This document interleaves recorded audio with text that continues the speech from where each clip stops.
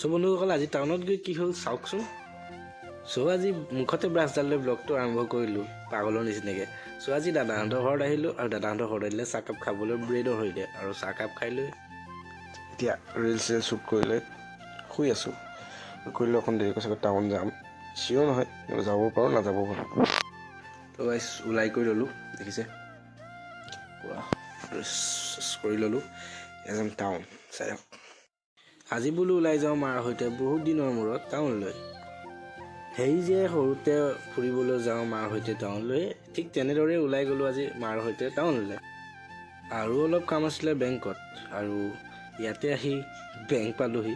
ঠিক আছে, বেংক পাই লৈ বেংকত কিন্তু মোৰ কাম নহ'ল। তাৰপিছত বহি ল'লোঁ টমটমখনত বহি লৈ বোলো আজি 3 দিনমান হ'ল মোবাইল এটা লোৱা, মোৰ আগৰ মোবাইলটো বেয়া হৈ যাত। চ' মোবাইলৰ কভাৰ এখন ল'লোঁ, তাৰপিছত টেম্পাৰ এখন লগালোঁ আৰু এতিয়া গৈ আছোঁ চক বজাৰৰ মাজে মাজে। তাৰপিছত মায়ে ক'লে শুনো আজি এখন খোজকাঢ়চোন বুলি, খোজকাঢ়িলোঁ। খোজকাঢ়ি উঠিলোঁ বাছত উঠি ল'লোঁ।